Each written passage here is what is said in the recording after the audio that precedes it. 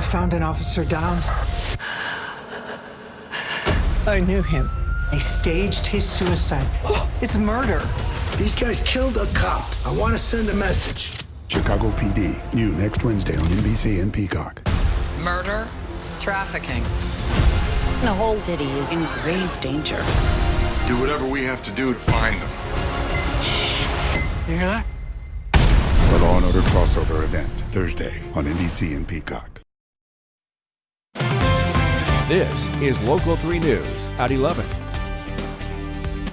Good evening. Tensions are high in Minneapolis tonight, where a woman was shot and killed by an ICE agent today. Officials say that shooting was a defensive measure in response to a vehicle ramming. It all unfolded today after the Department of Homeland Security sent more than 2,000 ICE agents into the Twin Cities in what it calls the largest DHS operation ever. Officials have not said whether the woman was a target for arrest by the agents. Minnesota Governor Tim Walz had this to say about the shooting. What we're seeing is the consequences of governance designed to generate fear, headlines, and conflict. It's governing by reality TV. And today that recklessness cost someone their life. One point of view on the situation there today, Governor Walz urges citizens to remain calm there in Minnesota as the investigation continues. The woman who was killed has been identified as being Renee Nicole Good.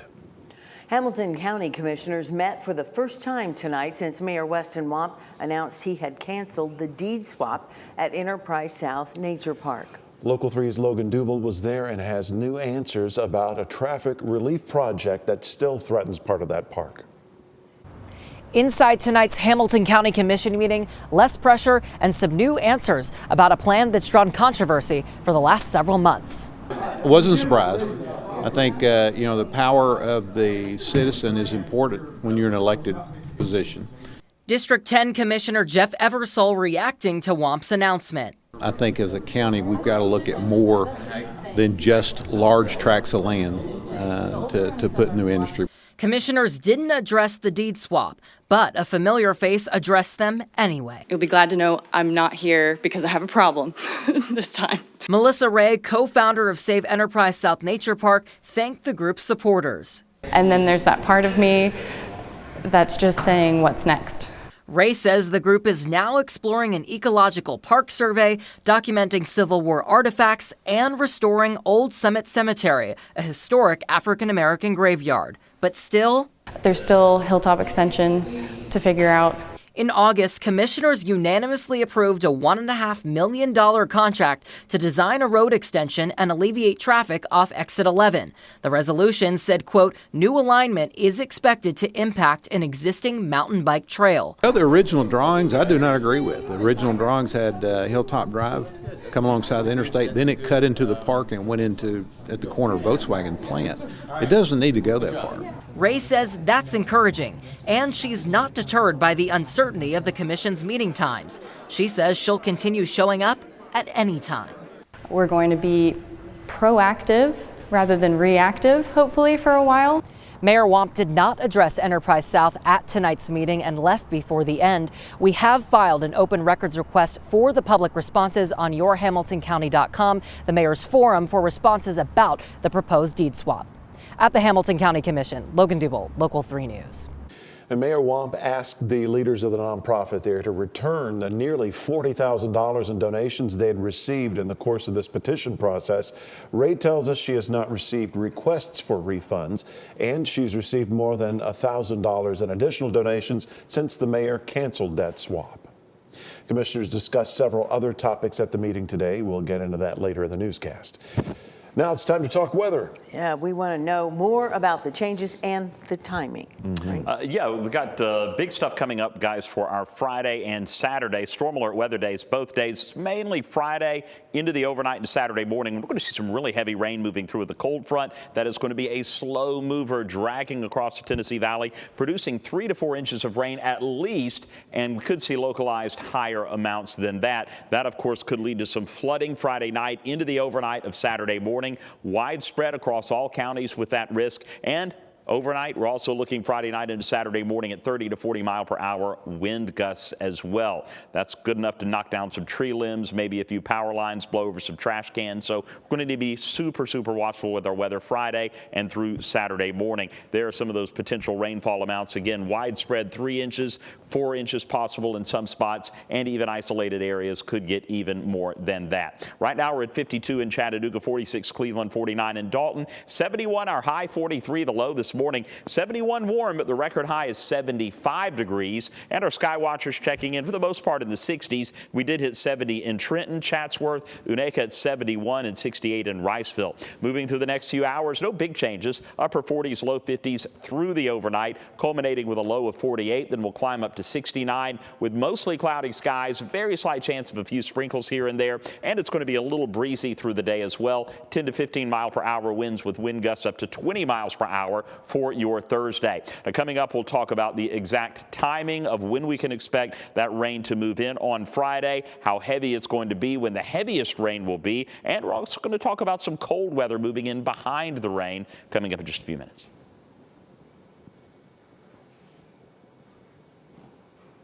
A fire that started in a parked tractor trailer spread to a nearby building in Rossville tonight.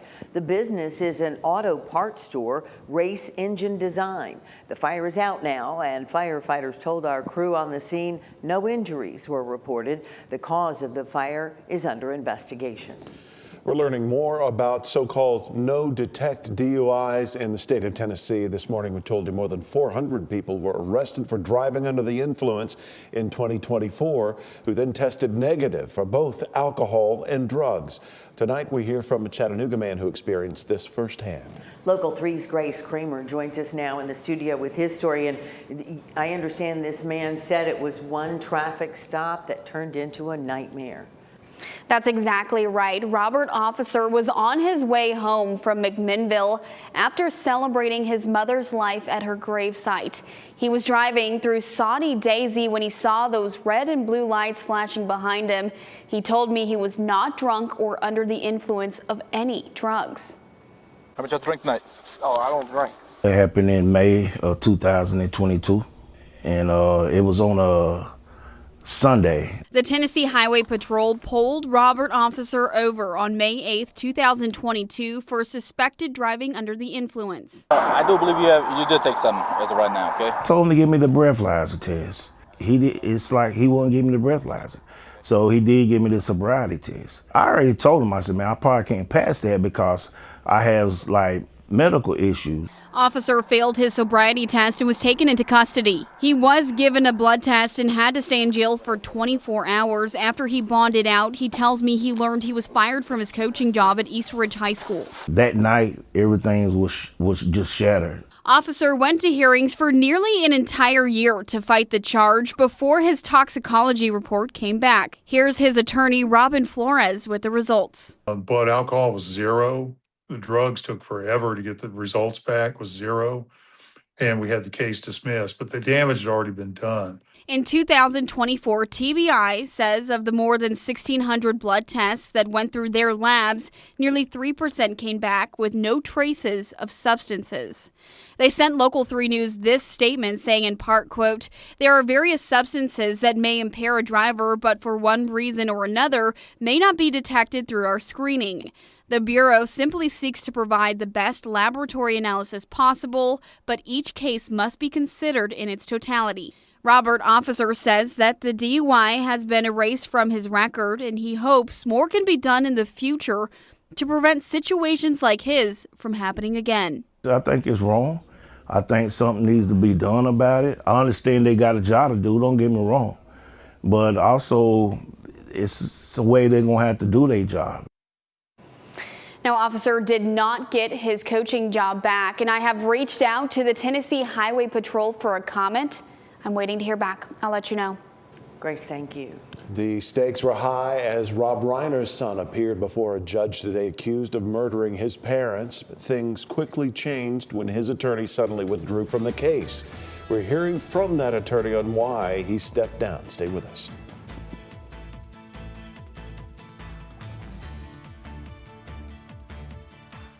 Captioning provided by L&S Excavation. L&SExcavation.com. Hello, fellow energy-saving friends.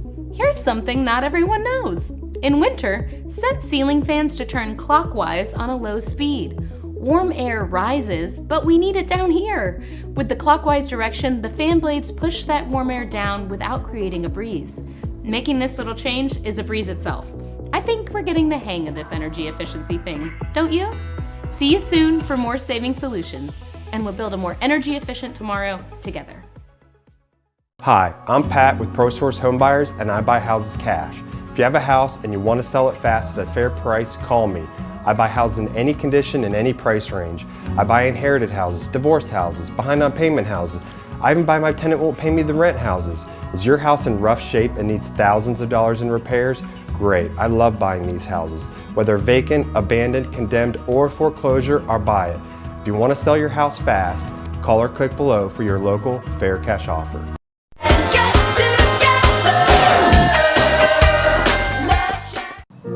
You wouldn't have your ex officiate your wedding. Do you, Jake? Liar? Cheater? Gaslighter? So why have anyone but America's largest injury law firm handle your injury case? With over $30 billion recovered for our clients, there's a reason to go big. Gaslighter, coitus crier, he's got more red flags than a bullfighter's attire. Morgan & Morgan, America's largest injury law firm. It's bow time. It's time to rise and dine because Bojangles just launched the new Breakfast Bowl. This hearty combination features country sausage, cheese, eggs, and southern gravy over crispy bow rounds. But hurry, it's here for a limited time. It's bow time. Local Sky 3 takes breaking news to the next level, flying above the big local news stories, capturing the most unique views only from Local Sky 3. The arraignment of Nick Rayner, son of Hollywood director Rob Reiner, on murder charges has been delayed. During what was supposed to be his arraignment this morning, his attorney Alan Jackson formally withdrew from the case. After withdrawing, Jackson said the choice was beyond his control. My team and I remain deeply, deeply committed to Nick Rayner and to his best interests. In fact, we know, we're not just convinced, we know that the legal process will reveal the true facts of the circumstances surrounding this case. Reiner will now be represented by a public defender. He's being held in jail without bond. Hey, if you're tired of driving through construction zones on the interstate, the end is in sight. Coming up, TDOT officials bring us up to date on the Split Project 7524. Download the free Local 3 news and weather apps. Easy to customize with news that matters to you and accurate local forecasts. At home or on the go, take Local 3 with you everywhere. Brought to you by Warren & Griffin, Chattanooga's largest injury law firm. We don't want to see homeowners falling through their floors. Certainly not. So as the symptom goes, moisture, mildew, mold, any of that stuff. That's bad. Wood doesn't like water. Every house that is on a crawl space needs an encapsulation. It's so important, man. If this doesn't get done, like what happens to polite society, man? When your flooring's in jeopardy, ain't nobody safe. Get a free inspection from a certified expert at AFS, a groundworks company. They're here.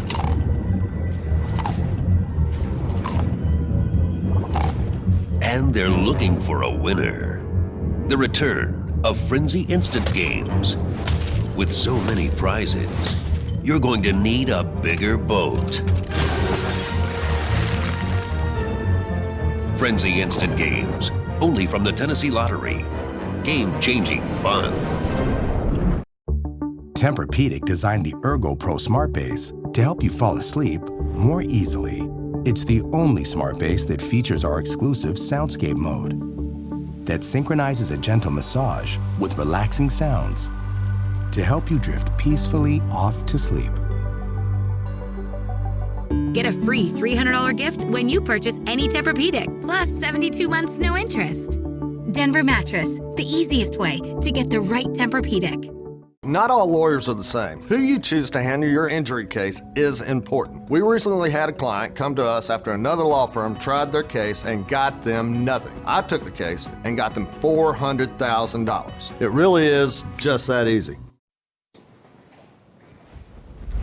Hey, what do you say we check on our forecast this week? We're all hearing Just about a few hours changes to enjoy before things get wild out there, David Carnes. Yeah, tomorrow's going to be another great day, similar to today. 69 degrees, the forecast high. Made it all the way up to 71. To hit a record, we'd have to hit 75. And the current jackpot now up to $50. You can register to win said $50 plus whatever else is in the jackpot at the end of the month by going to local3news.com/3-degree. Tomorrow, 69 degrees, the high.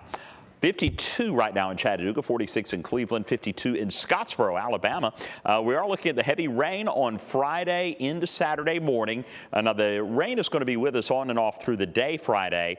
The heaviest rain is going to be Friday late night into Saturday morning. That's when we could see some possible flooding as well as some windy weather moving in Friday night into Saturday morning. And then following that, we're going to see some cold air returning to the Tennessee Valley on Sunday. So you can see a slight risk of severe storms to our southwest, but Tennessee Valley on Friday does have this marginal risk of severe weather, primarily in the form of damaging winds. But again, really heavy rain, that's going to be an issue as well. Our excessive rainfall threat, there is a slight risk, that's a 2 out of 5 risk, that we will see excessive rainfall leading to flooding, and with widespread 3 inches of rain, up to 4 inches in some spots. Wouldn't even be surprised if locally we had even higher amounts than that. You can see why the flooding risk is going to be there. Again, this says the next 5 days. This is all going to be Friday into Saturday morning. So let's go through it with our future cast. You see the high pressure circulation around that, picking up moist, warm air out of the Gulf and shooting it northward. Meanwhile, we have this warm front, low pressure on the other end of that warm front. The circulation around that low also picking up that warm, moist air, depositing it right over the Tennessee Valley. So that is helping to set the stage for really heavy rainfall as this front slides in on a very, very slow trajectory. Now, for your Thursday, it's going to be cloudy, a little breezy, 10 to 15 mile per hour winds, gusts up to 20 miles per hour, and it's going to be warm. Again, that high reaching 69 degrees. Slight chance of a couple of sprinkles on Thursday. Friday, this is 8 in the morning. We've already got some rain beginning to work its way in. We'll see that rain heavy at times. This is 10 a.m. And yeah, it's going to be a wet day Friday. Make no mistake, showers by 1 o'clock, and then we'll start to see it tapering off somewhat. I think we'll still have some spotty showers out there, but this is 4 o'clock and you can see it's not quite as active. But then take a look, 8 o'clock, northern communities, really heavy rain to the west. And this is going to be an area of low pressure developing along that front that's going to work its way through. And this is where the widespread torrential rain moves through. This is late Friday night into the overnight hours of Saturday. And then we'll see that low continuing to push in. Here comes the front as the low moves off to the north. The cold front slides in and we will see rain tapering off after about 9, 10 o'clock. We'll still have a few spotty showers as late as 10 o'clock, and then we'll begin to clear out as colder air moves in on Sunday. Storm Alert 7-day forecast, 3 to 4 inches of rain, locally higher amounts, flooding threat Friday into Saturday, particularly Friday night into Saturday morning. Here comes the cold. Sunday, Monday, mid to upper 40s, lows dropping all the way down to the 20s on Monday and Tuesday. And take a look at this, haven't talked about it much, late night possibility of a few wintry mix areas on Wednesday night. Yeah, we'll touch on that in a couple of days. Good. Keep an eye on it. Thanks, David. Hamilton County commissioners seem to be on board with a proposal that would repurpose the old downtown jail building into a film studio. Last year, county officials asked for bids to evaluate potential ways to reuse or develop the facility at 601 Walnut Street. The building presents some potential challenges because of its heavy-duty construction made for security. The new proposal says it would turn Chattanooga into a new hub for film situated between Nashville and Atlanta. I think this is a great opportunity for Hamilton County, as my colleagues have been saying, but more importantly, I think it's a great opportunity for downtown. Our downtown has been needing a shot in the arm for at least 10 years, maybe longer. So I think this is a great opportunity for downtown and a great opportunity to, like you said, get the wheels turning to get other things going. The real estate agency that brought the proposal says they are not asking for taxpayer funds to get the work done, and they say they could have the transition from jail to film studio done in about 18 months. And commissioners once again brought up the issue of the times of their meetings. They used to meet on Wednesday mornings at 9:30. Now they meet Wednesdays at 4 in the afternoon. Commissioner Jeff Eversole introduced that resolution last year to mixed reaction. One commissioner now says the meeting time should not really be an issue. But changing the meeting time just because a few people want to come in the evening time, what about the people who want to come in the morning? We'll never satisfy everybody. We won't even satisfy every commissioner up here. Sounded like Commissioner Greg Beck to me. Commissioners did not decide anything today, so for now, meetings continue Wednesdays at 4 p.m. Well, many of us are familiar with the construction on I-75 and I-24. It's a daily frustration, and everyone wonders when it will be finished. That original completion date was moved. However, TDOT tells us they are on track to finish in just a few months. Sierra Rucker reports. We know this roadway with the orange cones and closed roadways that come with it, but an end for this construction project is in sight. It comes after years in the making. Phase 2 of the I-24 at I-75 interchange modification here in Hamilton County is nearing completion. So completion is scheduled for spring of 2026. The original completion date for the I-75 and I-24 interchange project was summer of 2025, but now is set to end in spring of 2026. So at that time, what can drivers expect to see? So drivers will see both I-24 and I-75 in their final alignments. So cones, equipment, construction vehicles may remain out there past that spring completion date. In this $161 million project, the lane expansion is aimed at increasing safety and providing more lanes for the influx of drivers on Tennessee roadways. However, flash flooding from last August have some residents concerned about the impact this construction had on that event. TDOT says the ongoing construction along the interstate was not a contributing factor, and Bradley encourages drivers to slow down. For rain and for flash flooding specifically, it's so important that drivers take their time, and if they see standing water on the road, do not attempt to drive through it. Turn around, don't drown. The I-75 expansion at Hamilton Place Mall is 60% complete, including 3 new bridges and 9 retaining walls. We're targeting a May 2027 completion date, and we are still on track for that completion date. And to view the maps for this project, you can find them over in our app and on our website. Just click on this story. Reporting for Local 3 News, I'm Sierra Rucker. As always, use caution while driving through the work zones. You can always view road closings and conditions in our app in our traffic section. Another project said to be on track is here in downtown Chattanooga. The Walnut Street Walking Bridge. Chattanooga Parks and Outdoors says bridge renovation has made significant progress. Those conducting that. Crews are asking all to follow all posted detours and safety signage near the Fraser Avenue entrance as work continues. It's scheduled to be completed in September. The Mocs men had a chance to win their first Southern Conference game of the season in front of a national TV audience. It's one of the SoCon's best rivalries in college basketball. Chattanooga and Furman. Our sports team has us covered next in sports.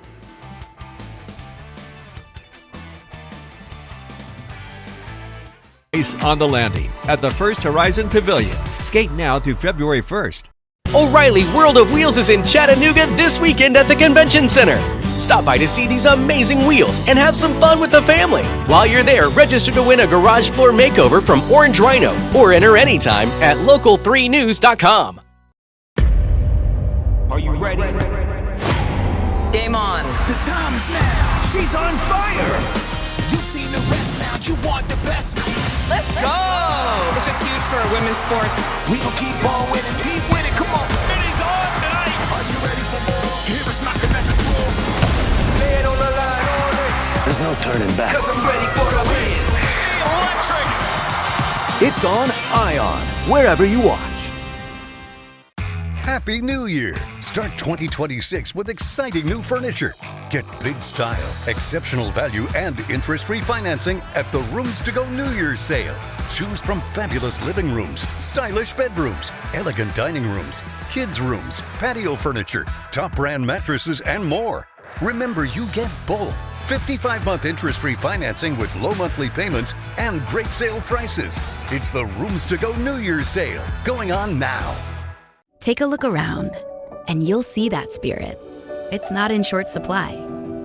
It answers when called and stays as long as it takes. That's the spirit that unites us to improve the health of everyone we serve. Rooted in the unshakable belief we all hold the power to heal. And while our name is changing, our spirit is only growing stronger. CHI Memorial is becoming common spirit. Hey guys, does going to a dental appointment kind of feel like work? You go because you have to? What if you could actually go because you wanted to? I want to invite you to come to Chattanooga Dentistry to see what it is that we do that's going to change your view of dentistry. Now for a limited time at Pinnacle Home Improvements, make no payments and no interest till 2027 on all windows, roofing, and siding. Let Pinnacle Home Improvements make your home look beautiful again and enjoy no payments and no interest till 2027. You don't need us to tell you it's been a rough go for the Mocs men's basketball team. Not even in 2026, but really this entire season. But the glory of college basketball is you have time to figure it out. At least you do on January 7th, because this team is going to need a bit more time. Mocs looking to avoid an 0-3 start to conference play with Furman in town, a rematch of last year's SoCon tournament semifinals. First half, Tate Darner intercepts a Paladins pass, sends it into Billy Smith, who puts it up and in. Billy the Kid gives Chattanooga a 19-15 lead. Roundhouse rocking a bit. Furman quickly ties things up. Jordan Friesen finds Teddy Washington. Teddy rocking. He seeks contact, gets the bucket to put the Mocs back in front by a pair. A little while later, Parker Robinson sees Chakari Johnson in the corner. JJ with the J. How about JJ with the 4-point play? Chattanooga up 6 now. They're looking good, but spoke too soon. The wheels start to turn and then fall off. Ben Vanderwall hits Asa Thomas at the top of the key. Nothing but net on the 3. That evens the score at 30. The Dins turn defense into offense. Cole Bowser with the steal and the slam. And it's a 15-0 Furman run to close out the half. The Mocs trail 39-30 heading into the locker room. And the Furman run continues into the second. Alex Wilkins can't get his shot to fall. Charles Johnston's there for the putback. Third time's the charm. Johnston had a team-high 21 points. You just can't let that happen. We'll say it. The Mocs try to keep pace in the second, but too little, too late. Chattanooga falls 78-67, dropping to 4 games under 500.